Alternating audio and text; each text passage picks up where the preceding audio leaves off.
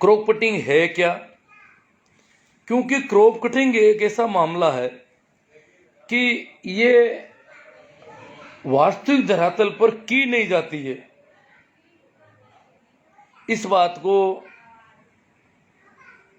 गांव के लोग जानते हैं, यहां तक कि तहसीलदार, कलेक्टर, एसडीएम ये लोग भी जानते हैं कि पटवारी या कृषि पर्यवेक्षक क्रॉप कटिंग सही ढंग से नहीं करते हैं, करते ही नहीं है।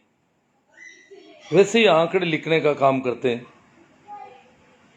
तो एक तो क्रॉप कटिंग होनी चाहिए, इस पे ध्यान दें।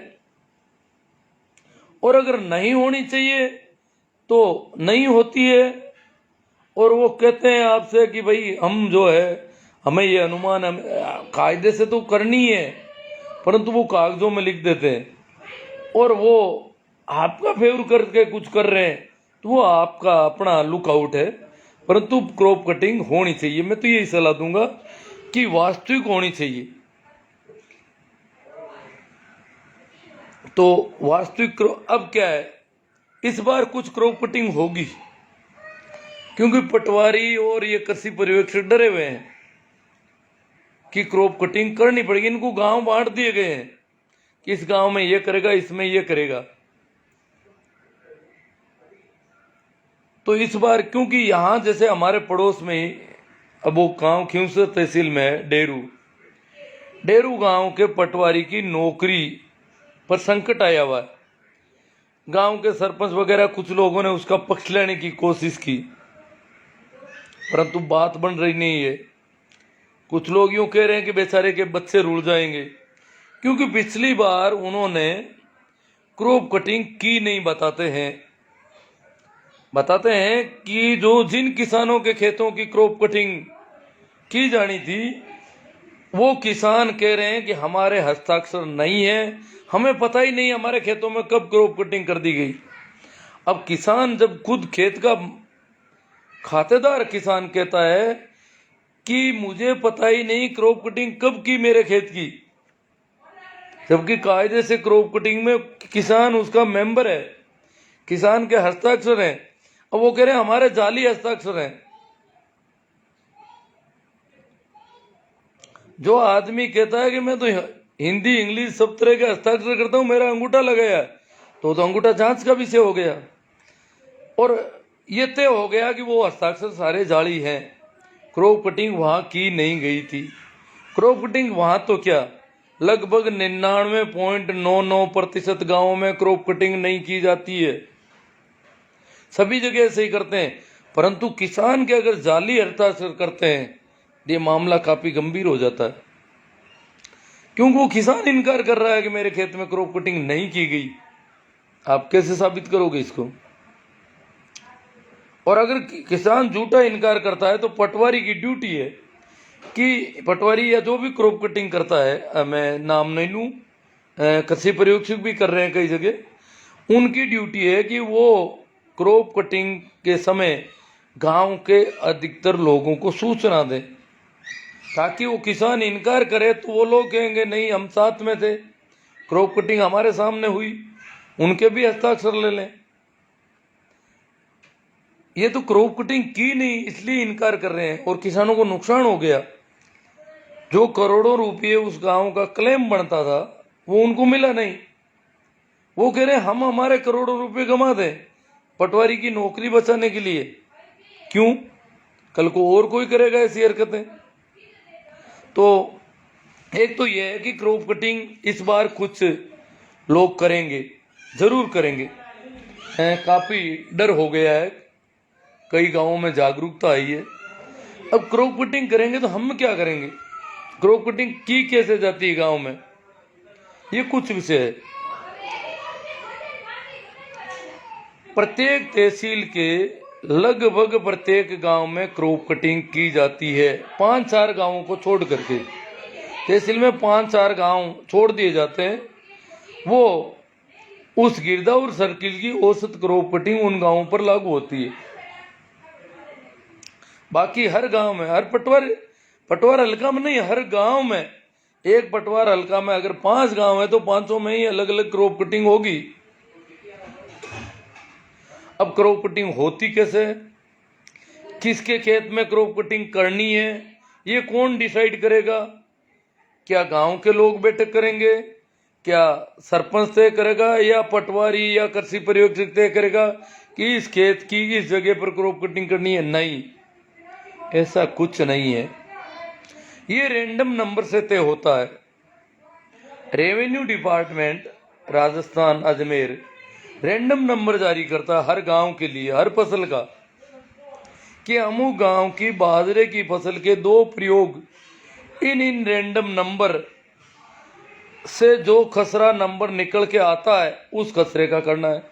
खसरा वहां से तय नहीं होगा, परंतु वो रैंडम नंबर है, उनमें भाग दे करके जो खसरा नंबर प्राप्त किया जाता है उसका एक फॉर्मूला है, उसी खसरे में क्रॉप कटिंग की जानी है। उसके अलावा किसी खसरे में उसको छोड़कर दूसरे खसरे में क्रॉप कटिंग तभी की जा सकती है जब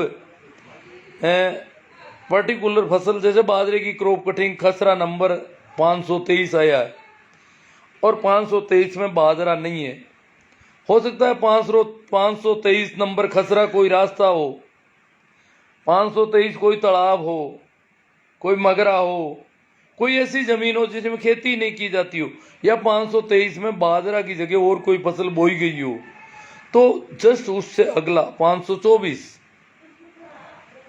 ये क्रम तब तक चलेगा जब तक बाजरे की फसल का खसरा सामने नहीं आएगा, और जैसे ही खसरा नंबर बाजरे का आ गया उसी खसरे की क्रॉप कटिंग की जानी है। और ये बात क्रॉप कटिंग से कम 20 दिन पहले उस खेत के मालिक को पता होनी चाहिए कि मेरे खेत में क्रॉप कटिंग होगी इस बार, क्योंकि वहां पर पहले जगह निर्धारित की जाती है खेत में कहां पर क्रॉप कटिंग करनी है। खेत में यह नहीं है कि जहां फसल खराब है वहां क्रॉप कटिंग कर लो, जहां फसल अच्छी है वहां कर लो, या अपने मन से चाहे जो जगह तय कर लो। नहीं, उसमें भी नियम है कि उस खेत में एक निश्चित दिशा है, दक्षिण पश्चिम दिशा से क्रॉप कटिंग करने वाले घुसेंगे और निश्चित फलांग है, कदम, इतने कदम सीधा चलेंगे, फिर इतना कदम दायां मुड़ के चलेंगे, फिर इतना कदम बायां मुड़ के चलेंगे, और यूं चल के, और जो आखिरी जगह आती है वहां से 5 बाई 5 मीटर का एक एरिया लेंगे और उस एरिया की क्रॉप कटिंग करेंगे। ये एक सिस्टम है। तो जगह तय इस प्रकार होती है। कपास के अलावा सभी में 5 बाई 5 मीटर की जगह ही तय की जाती है। 5 बाई 5 मीटर में वो उसी दिन खूंटियां गाड़ के रस्सी बांध के बता देगा किसान को कि यहाँ की हम क्रॉप कटिंग करेंगे, इसलिए यहाँ जिस दिन आप काटो उससे एक दिन पहले हमें सूचित करो कि उस दिन वहाँ पर कटाई होगी, ताकि हम आकर के और उस जगह की कटाई करके वो क्रॉप कटिंग कर लें।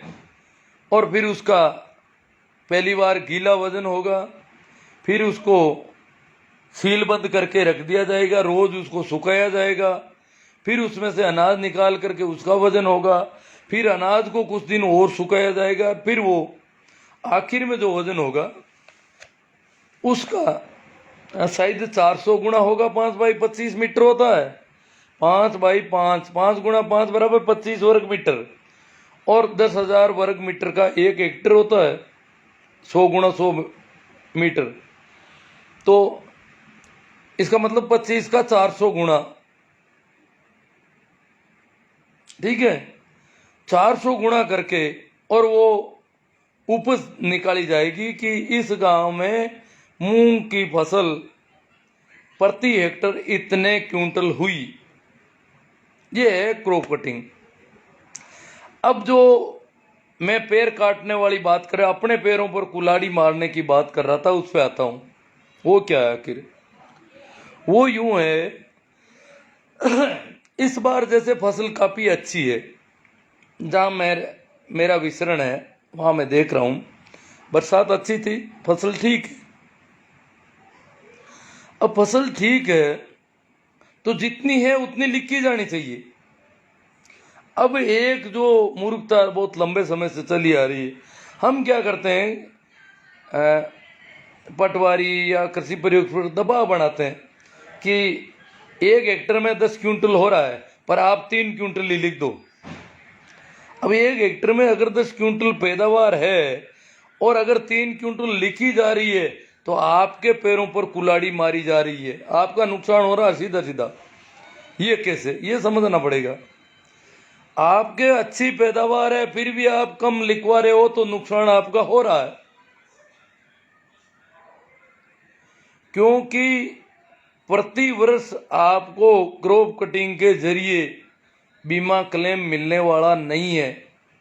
और अगर अच्छी फसल है और उसको अच्छा नहीं लिखाया तो 5 साल का औसत प्रत्येक गांव का तय होता है क्रॉप कटिंग से।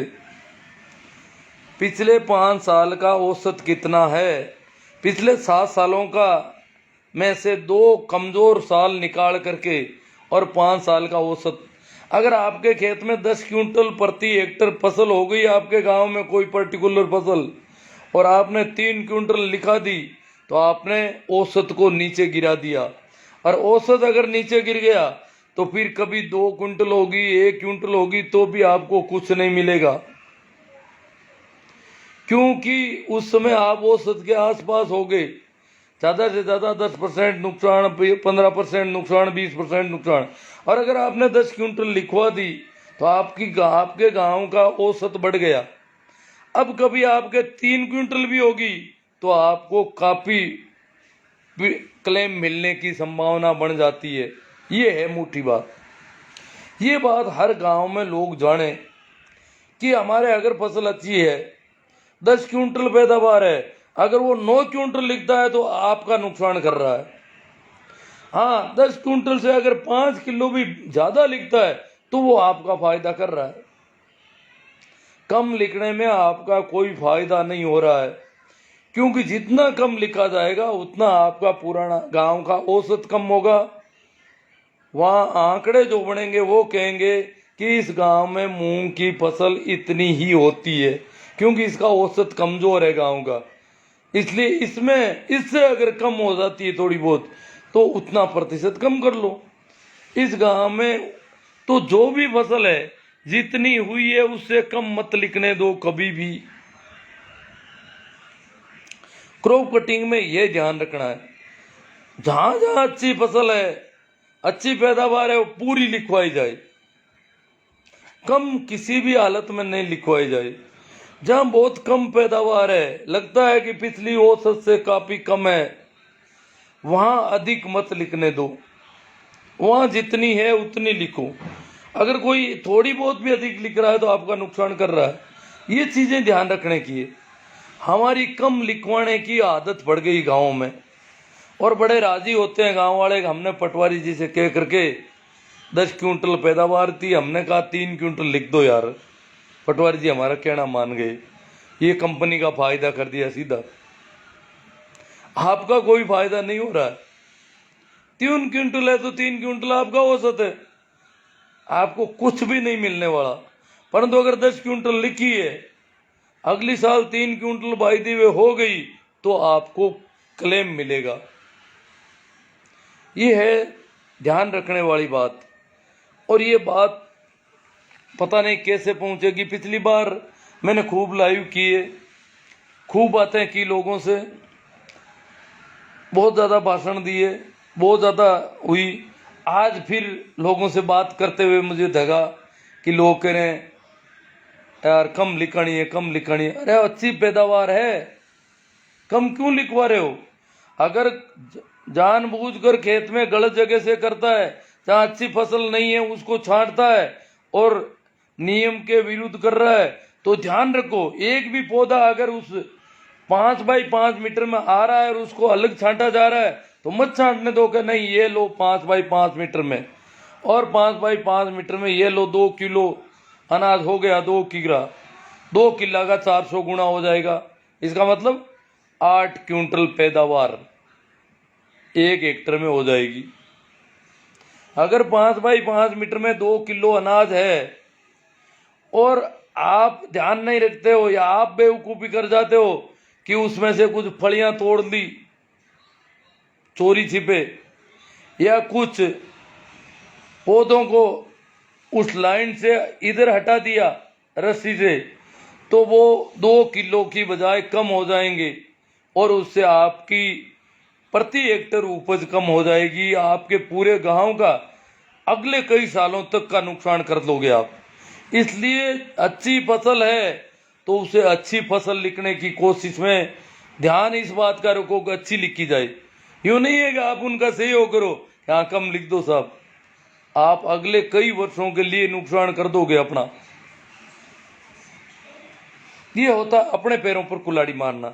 क्योंकि आज ही जब मैंने सुना लोग ऐसी बातें कर रहे थे, तो क्रॉप कटिंग का विशेष ध्यान रखना है। अभी गिरदावरी चल रही है, क्रॉप कटिंग भी चल रही है। जैसे मूंग की फसल कटनी शुरू हो गई तो क्रॉप कटिंग तो जिस दिन किसान काटेगा उस दिन होगी। ये नहीं है कि क्रॉप कटिंग कब होगी, फसल काटने के बाद थोड़ी होती क्रॉप कटिंग। जिस किसान का खेत तय किया गया है उस किसान को सूचना है पहले से कि मेरे खेत में क्रॉप कटिंग होगी। वो भी ज्यादातर लोगों को कह दे कि अमुक फसल की क्रॉप कटिंग मेरे खेत से होनी है और मैं उस दिन काटूंगा, उस दिन आप सभी आना देखना क्रॉप कटिंग में कोई गड़बड़ी नहीं हो जाए। क्योंकि क्रॉप कटिंग उस पूरे गांव के अगले 7 साल तक का तय करता है। इस साल का तो करता ही है, अगले 7 साल तक का फसल बीमा का क्लेम क्या मिलना चाहिए वो क्रॉप कटिंग से तय हो रहा है। तो ये ध्यान रखने वाली बहुत बड़ी बात है। भाई भोलाराम जी जुड़ गए हैं, बहुत जागरूक है, कोलाइत से नहीं भोलासर से जगदीश सिंह जी नाम आ गया। भोलाराम जी भोलासर के जगदीश सिंह जी है, बहुत जागरूक है। कोलाइत में शायद बीकानेर जिले में एक अकेले आदमी है जिन्होंने क्रॉप कटिंग करवाई अपनी, बहुत मेहनत की इन्होंने। पुरानी जो थ्रेश होल्ड उपज थी 5 साल की उसके आंकड़े एकत्रित किए, क्रॉप कटिंग जहां हुई वहां एक एक पौधे का एक एक फली का ध्यान रखा और जितने दाने हुए उन सब दानों का तोल सबके सामने करवाया और बड़े ढंग से काम करवाया इन्होंने। ये होता काम करवाने का ढंग। अगर ऐसा नहीं करते हैं तो नुकसान हमारा हो रहा है। पता है गांवों में कितने आदमियों का प्रीमियम चला गया। आपने 2% दिया होगा, सरकार ने कमा दिया खूब पैसा, कंपनियां मालो माल हो रही है हमारी बेवकूफियों की वजह से। तो मैं तो इसमें और तो क्या है, और तो इस बार ज्यादा गड़बड़ नहीं होगी। क्रॉप कटिंग कई जगहों पर पटवारी करेंगे क्योंकि 2-1 पटवारियों की हालत खराब हो रखी है। हमारे नागौर तहसील में एक पटवारी की, नागौर जाइल तहसील में एक ये क्यूसर वाला मामला है और ये बहुत है। अगर इन 2 पटवारियों की नौकरी पर अभी भी बादल मंडरा रहे हैं, अगर किसी की नौकरी इस वजह से जाती है क्रॉप कटिंग नहीं करने की वजह, तो पटवारी को क्या पड़ा है, क्रॉप कटिंग कर देंगे। और आप ध्यान रख ही रहे हो तो इतनी पर्याप्त है। अभी देखेंगे, बात और करेंगे। तो मैं देखता हूं भाई कोई सवाल आया हो तो। बजरंग जी बुवाड़, हनुमान जी बाजिया, ओबीसी आरक्षण, ये मैं अभी बात करता हूँ, शुरू करूँगा, ये भी कर लूँगा थोड़ा।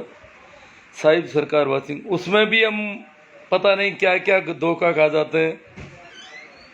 BK ह्यूमन, कपिल सागर जी खाकड़ की, रामलाल जी खदाव, हाँ नमस्कार, सभी को प्रणाम, नमस्कार। छोटू राम जी छाबा, नरपत जी बिड़िया सर पालड़ी, हेमा राम जी बाटी, हरका राम जी लेगा तो सिना। कौन से खसरे में क्रॉप कटिंग होगी, लिस्ट है क्या आपके पास? नहीं, प्रत्येक पटवारी के पास लिस्ट है, प्रत्येक गांव की, पूरे जिले की, जिले के प्रत्येक गांव के कौन से रैंडम नंबर, हर गांव के 2 रैंडम नंबर, एक फसल के 2 रैंडम नंबर दिए हैं। 2 रैंडम नंबर बाजरे के हैं, 2 मूंग के हैं, 2 तिल के हैं, 2 अन्य फसल के हैं। कुछ फसलें जो कम बोई जाती है उनके रैंडम नंबर गिरदावर सर्किल के एक गांव के लिए गए हैं। तो ये वो रैंडम नंबर आप अपने पटवारी से या किसी भी पटवारी से ले लेना, तहसील के पास, सबके पास है। तो आपके गांव में रैंडम नंबर क्या आ रहा है? अब रैंडम नंबर से खसरा नंबर कैसे निकालेंगे वो तो आप कहो तो मैं सूत्र बता दूं। जैसे आपके गांव में रैंडम नंबर है 5302 बाजरे का, तो आपके गांव के कुल खसरा कितने हैं? मान लो आपके गांव में कुल खसरा 2000 है, तो 5302 में 2000 का भाग दिया जाएगा। 2 बार पूरा चला गया, फिर जो पीछे बचा है वो कितना है? तो पीछे बचा 1302। तो 1302 नंबर खसरे में बाजरे की फसल की क्रॉप कटिंग होगी। अगर उसमें बाजरा नहीं है तो उससे अगला अगला अगला, ये एक सीधी रेखा में चलेगा काम, ये सीधा सीधा। तो अब रैंडम नंबर पता करें तोशिना के किस किस फसल के कौन कौन से रैंडम नंबर है, और रैंडम नंबर से रैंडम नंबर में भाग दिया जाएगा गांव के कुल टोटल खसरा संख्या का, और जो शेष बचेगा वही खसरे की क्रॉप कटिंग होगी।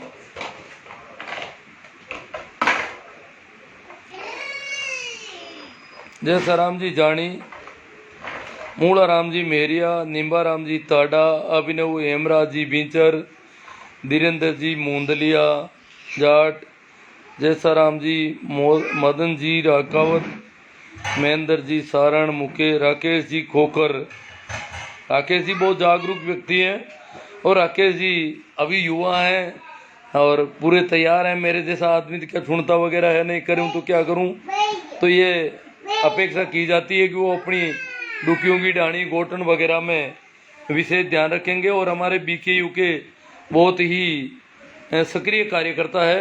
BKU ने तो पिछले साल से भी ये चला रखा है, क्रॉप कटिंग निगरानी कमेटी हर गांव में बनाने की बात थी, और बनी हुई होगी कई गांवों में। तो वो कमेटी ध्यान रखेगी क्रॉप कटिंग में क्या ध्यान सावधानी रखनी है। महेंद्र जी सारण, राकेश जी कोकर, जीतू जी बाम्बू। सर जब तक क्रॉप कटिंग वाले आएंगे उससे पहले खेत खाली हो जाएंगे। फसल खड़ी खड़ी सूख गई है, नहीं क्यों खाली हो जाएंगे? जिस खेत में क्रॉप कटिंग होनी है उस किसान की ड्यूटी है कि वो उनको सूचित करे, वो उसी दिन आएंगे जिस दिन किसान काटेगा। क्रॉप कटिंग वाले कोई विदेश थोड़ी गए हैं भैया। आपका जो क्रॉप कटिंग करने वाला आपका ही पटवारी या कृषि पर्यवेक्षक है, वो आप जिस दिन खेत में काटोगे उस दिन क्रॉप कटिंग कर, वो अपनी मर्जी से थोड़ी करेगा। क्रॉप कटिंग किसान तय करता है, न कि कोई अधिकारी कर्मचारी। ये बहुत बड़ी भूल है आपकी। जीतू जी बाम्बू, इसको पूरा नोट करें आप।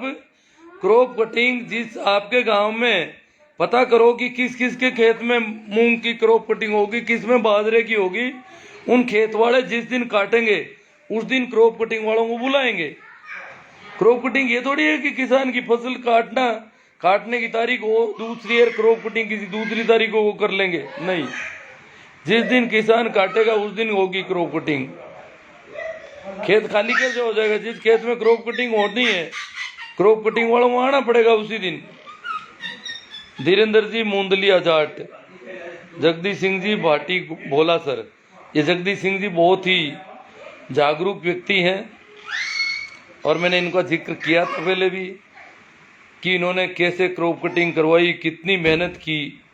और ये लगातार, मैं सुनता कम हूँ, लगातार सारी बातें मेरे से शेयर करते रहे। बहुत मेहनत की इन्होंने। मदन जी धूंधवाड़, मोहन राम जी कीचड़, इनके वहाँ क्रॉप कटिंग काफ़ी ठीक भी हुई है पहले की। इनका औसत ठीक है,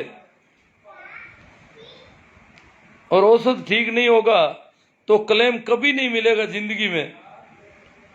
रोजाना आपका प्रीमियम खाते रहेंगी कंपनियां। भंवरा राम जी कीचड़, नेम जी सोमड़वाल, ओम प्रकाश जी फड़ोदा, बलवीर जी खोजा। हाँ नमस्कार जी बलवीर जी। अरविंद जी जाखड़, भाई ओम प्रकाश जी फड़ोदा कुछ बता रहे हैं। सर मैंने फसल बीमा कराया, फसलें गल गई और बीमा वाले सही जवाब नहीं दे रहे। नहीं साहब, ओम जी आपने कंप्लेंट की, आपकी फसल देखो, सूखे का मामला तो क्रॉप कटिंग ही तय करेगी। परंतु गीले का जो मामला है, फसल में पानी आ गया ज़्यादा और फसल खत्म हो गई, ये पर्टिकुलर एक एक किसान का मामला है। पर्टिकुलर कंप्लेंट करनी होती है 72 घंटे के अंदर अंदर, खराबा होने के 72 घंटे में कंपनी के नंबर पर फोन करके सूचित करना पड़ता है कि मेरी फसल अतिवृष्टि से खराब हो गई है। तो आपके सर्वे टीम आएगी आपके खेत में, जिसमें कंपनी का आदमी भी होगा और किसान तो होगा ही होगा। सर्वे टीम सर्वे करके और बताएगी कि आपके खेत में इतना प्रतिशत नुकसान हो गया है अतिवृष्टि की वजह से, तो आपके हस्ताक्षर करेगी फॉर्म पे और प्रतिशत नुकसान लिखा जाएगा फॉर्म में। तो ये आपको ध्यान रखना है, ये नहीं है गड़ गई क्यों, जवाब देना ही क्या है। अगर सर्वे टीम आती है तो ठीक, नहीं आती है तो गलती कंपनी की है। हम कोर्ट में जा सकते हैं आराम से। बलवीर जी खोजा, किसी को बुलाने की जरूरत नहीं है। राकेश जी खोकर, बहुत खूब, जागो किसान जागो। हाँ, राकेश जी बहुत मेहनती व्यक्ति है और बहुत सक्रियता के साथ काम करते हैं। CR जी सियाग साहब, रमेश जी डूडी, सुनीता जी मेघवाल, ओम प्रकाश जी बड़ौदा, मांगी लाल जी चौधरी RLP, ओम प्रकाश जी बड़ौदा की थी आए, वो सही जवाब नहीं दे रहे हैं। क्यों? वो आए हैं तो एक फॉर्म भरवाया होगा आपसे, और फॉर्म में नुकसान कितना हुआ वो तो आपका खेत आपके सामने है, कितने प्रतिशत नुकसान। अगर वो गलत लिखते हैं आप हस्ताक्षर मत करो उनके, तो जितना नुकसान हुआ उतना नहीं लिखते हैं तो सीधा आपका नुकसान कर रहे हैं ना। खेत तो आपके सामने है।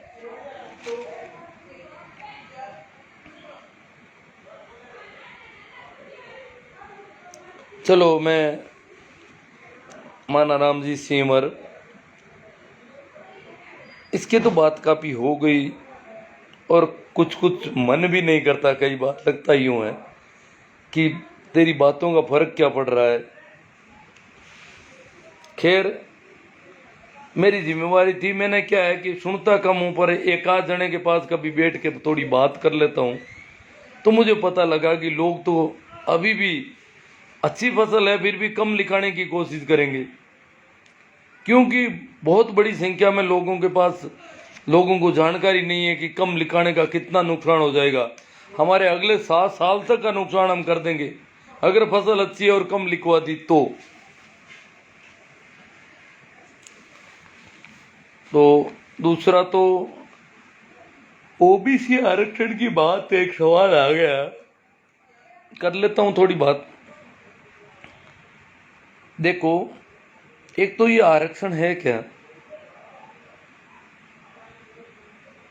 फिर हम OBC आरक्षण की बात करेंगे। आरक्षण किसको दिया जाता है?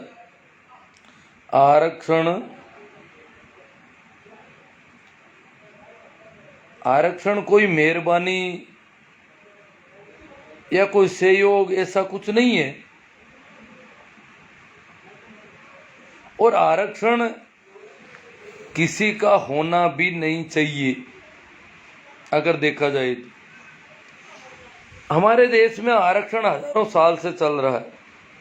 जाति के आधार पर तय होता है कि कौन खेती करेगा, कौन चमड़ा उतारेगा, कौन लकड़ी का काम करेगा, कौन तंत्र मंत्र करके लोगों को बेवकूफ़ बनाएगा, कौन लोगों की शादियां करवाएगा, कौन क्या करेगा, कौन उनके नाम तय करेगा। ये सारी जो चीज़ें हैं वो हजारों वर्षों से, और ये जाति के आधार पर, ये इसमें योग्यता नहीं देखी जाती बिल्कुल। अगर वो किसी घर में पर्टिकुलर घर में पैदा हो गया तो वो ठाठ से यही काम करेगा, चाहे वो उसमें एक्सपर्ट है कि नहीं है, चाहे वो तो निरा बुद्धू है, बोंदू है, फिर भी वो करेगा। ये जाति के आधार पर बहुत ही गंदा आरक्षण हमारे वर्षों में, ये इसको कहते हैं आरक्षण। बाकी आज़ादी के बाद जो आरक्षण दिया गया, संवैधानिक आरक्षण उसे मैं कहता हूँ, वो आरक्षण नहीं है, वो प्रजातंत्र शासन का तकाजा है कि प्रत्येक व्यक्ति का शासन प्रशासन में भागीदारी हो। वो तो एक मतदान से होती है, परंतु अगर समाज में वर्ग है, विभिन्न वर्ग हैं, खेती करने वालों का कोई वर्ग है, लकड़ी का काम, चमारगिरी का काम या कोई काम करने वाला कोई वर्ग है, तो उस वर्ग को शासन में प्रतिनिधित्व होना चाहिए। ये प्रजातंत्र का तकाजा है।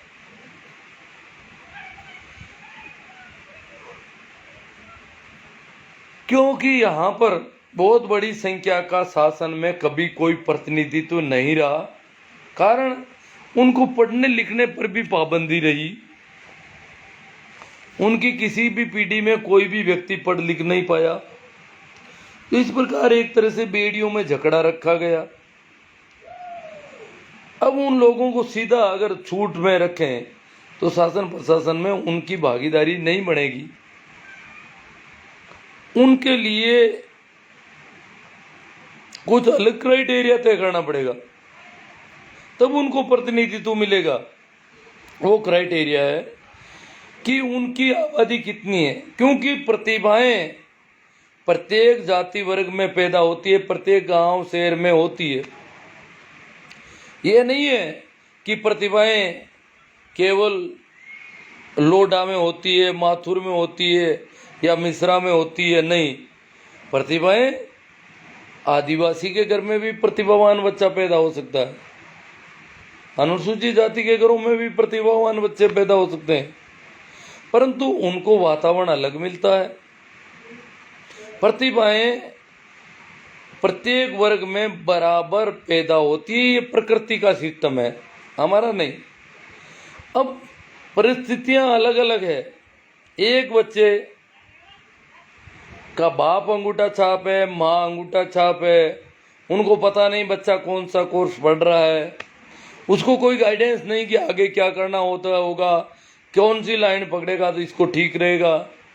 एक वो बच्चा है जिसकी दादी एमएससी है, नानी एमए इंग्लिश मीडियम लिटरेचर है, और घर में जितने भी आने जाने वाले लोग हैं वो अलग अलग फील्ड में बड़े बड़े पदों पर है। अलग अलग सारे फील्ड में कैसे किस फील्ड में जाया जाता है, उनकी सारी गलियां और रास्ते उनको मालूम है, और उस बच्चे को वो सारी गाइडेंस मिल रही है। अब कहते हैं इन दोनों को एक साथ दौड़ाओ, हम तो एक साथ दौड़ देगा। अरे भाई, वो तो पीढ़ियों से बंधा हुआ पड़ा है, ये धावक है, एक साथ कैसे दौड़ेंगे? नहीं। उनमें से 100 बच्चों में से अगर 5 बच्चे सबसे टॉपर हैं उस वर्ग के, तो 5 प्रतिभावान है। इस वर्ग के 100 बच्चों में से 5 जो टॉपर हैं उनके अंक ज्यादा हो सकते हैं, क्योंकि उनके परिवार की परिस्थितियां अलग है। परंतु दूसरे 100 परिवारों के जो टॉपर 100 बच्चों में से 5 बच्चे टॉपर हैं, उनके घर में परिस्थितियां अलग है। सभी लोग अंगूठा छाप है, घर गृहस्थी, खेती बाड़ी और ये पशुपालन वगैरह में बच्चों को भी काम में लिया जाता है। अगर वो उनसे 20-30 नंबर कम लाए हैं, परंतु वो उन 100 बच्चों की टॉपर लिस्ट में, इसको परसेंटाइल कहते हैं। ये परसेंटाइल सिस्टम प्रत्येक जाति वर्ग, क्योंकि ये देश में जातियां है, जातियों के बिना अभी तक शादी विवाह भी तय नहीं हो रहे हैं, तो वो होना चाहिए। उसके आधार पर प्रतिभाओं का चयन होना चाहिए। ये नहीं है कि नंबर वो 80 ले आया, इसके पास 60 ही है। नहीं, इसके पास 60 है, ये इन 100 बच्चों में टॉपर है, उन 100 बच्चों में वो 80 वाला टॉपर है। उन बच्चों के घर की परिस्थितियां, वो कॉन्वेंट स्कूल में पढ़ते हैं, अलग अलग वातावरण है। ये बूला भटका कभी जाता है स्कूल, कभी नहीं जाता है। पर इनमें से अगर कोई टॉप नंबर लाया इन परिस्थितियों में, तो वो भी बराबर प्रतिभावान है। नंबरों को नहीं देखा जाना चाहिए इसमें। ये है प्रतिनिधित्व। इनके भी 5 बच्चों को प्रतिनिधित्व मिलेगा, इनके भी 5 बच्चों को प्रतिनिधित्व मिलेगा, सीधा सा हिसाब है। तो जिस जाति का जितना अनुपात है, उसी अनुपात में उस जाति वर्ग के लोग सर्विस में आने चाहिए, मंत्रिमंडल में होने चाहिए, एमएलए होने चाहिए, न्यायपालिका में होने चाहिए, राज्यसभा में होने चाहिए, कार्यपालिका में जैसे सेक्रेटरीट वगैरह में होने चाहिए, उतना आईएएस होने चाहिए उनमें भी। ये है ये है प्रतिनिधित्व का तरीका। ओबीसी के मामले में गड़बड़ बहुत, ओबीसी तो पूरा ही गड़बड़ मामला है। ओबीसी तो इस प्रकार माना जाता है, इस देश की सत्ता इसे कोई अवैध संतान मानती है ओबीसी को। इसकी कोई अलग जनगणना होने नहीं दे रहा है।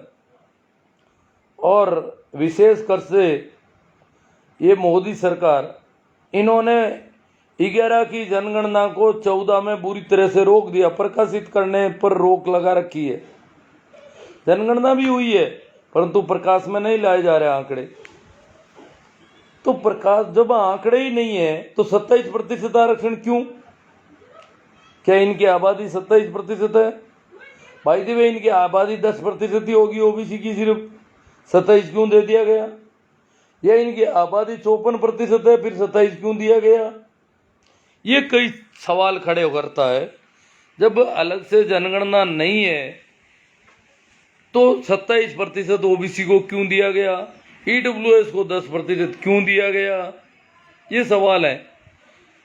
इनकी अलग जनगणना करवाने में किसको नुकसान हो रहा है, क्या नुकसान हो रहा है? सिर्फ पारदर्शिता हो जाएगी, पता चल जाएगा कि इस जाति वर्ग के इतने लोग आईएएस है, इतने आरएस हैं और इसके इतने कम है, इसके इतने, इसकी आबादी इतनी है, प्रतिनिधित्व इतना है। आबादी के अनुपात में जो प्रतिनिधित्व है वो खुल जाएगा।